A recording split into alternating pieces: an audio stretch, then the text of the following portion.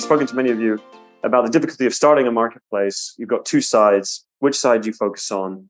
That classic kind of chicken and egg problem. So Jina, why don't we start with you. Were there any kind of clever hacks or things that you guys did in the early days of Ankorstore, or that you're doing now to help scale, like the both sides? I think for us, definitely chicken and egg. We took the bet on the brand side. The brands are like the hipster brands. The hipster brands, yeah. Because we thought the most efficient way to build network effects was get the brands on. Generally, they will have some network of retailers that they work with already, or a prospect list that they have already. That will be more efficient to build that side of the marketplace than for us to go out one by one to do that work ourselves. So that's the bet that we took, and it happened to work out in our starting markets, and similarly also for the UK. So there are great network effects in brands, because most of them, even if they are very new, they have aspirational kind of retailers that they want to get into, and being pinged by many different brands to join this new platform, Ankorstore, is just a very kind of viral way to get started. And did you have to offer like for free in the beginning, or like many marketplaces are saying like they have to offer it for free? But is that what you guys did? Yeah. So we, very traditional. We were in very acquisition mode. So I'd say one of the main objectives that we have actually is that because we're in acquisition mode and because we're offering quite a lot to retailers to come on board, or to brands to kind of refer in their retailers,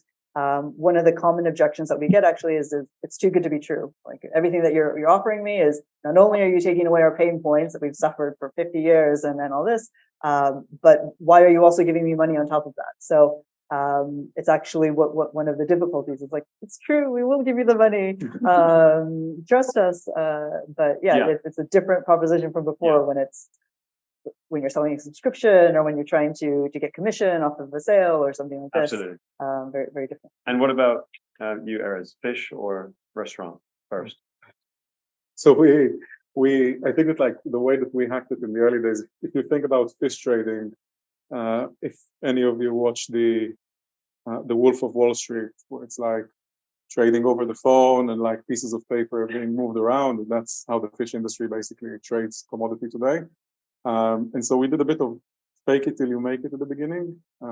So there will be an order on the platform, and then will be a bunch of really great seafood people kind of like doing this and matching the transaction manually, super manually. I think that in hindsight, it was a clever thing to do. I don't know if we planned it that way, but we basically took like the best seafood salespeople in the industry that have a lot of gravitas. And I think, an industry that operated in a certain way for like centuries, it's quite hard to build a rapport with the businesses that you want to get into. So that's one big thing that we've done. The other one that was quite interesting is, like, and I'm sure that this is a problem in a lot of B2B marketplaces, is stabilizing the cash flow between the different parts. Was a big thing. I think, again, seafood, people buy fish off the boats and pay within 7 days, and then only get paid after 60. So there's quite a lot of cash flow deficit in the middle. So for us, it was like, we will guarantee the payment at a given time, and make sure that you can stabilize your business. I think that's quite important. That's a big draw. Yeah, it's quite powerful. Cash counts. Yeah. And Sam, what about you? What was the early challenges? Before we actually launched the platform, I had a consultancy business where I had retailers and I would match them with brands almost offline.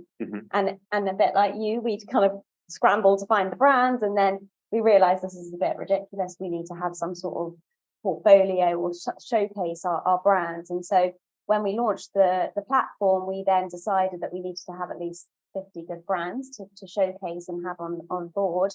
And so it kind of, was a bit of both. And I guess for us, the ways in which we've helped kind of grow both sides have been to put our expertise at the forefront. So we've done like trend reports that have gone out and got us great leads in from both the brand side and retailers, and also a virtual trade show. So like our beauty is very touch and feel and sensorial, and you miss all of that, I guess, when you're just online. And so to bring it to life, we wanted to create an experience and an event also in lockdown. That was virtual, and yeah. So do you send them products and then get online, or is it all online? Actually, well, there's been two, and they were two kind of different formats. But we had different leaders and experts in beauty come and speak about trends, and then we also did sort of like a QVC style, 3-minute pitch from each brand, sharing their story. And that's, I guess, the exciting part about me. I think about independent brands and what you fall in love with a brand, and how you get to know it is hearing from the founder and the story. And so yeah, we did these sort of short 3-minute pitches in our sort of collections and categories. So we had all female founders and Gen Z brands all kind of mixed together.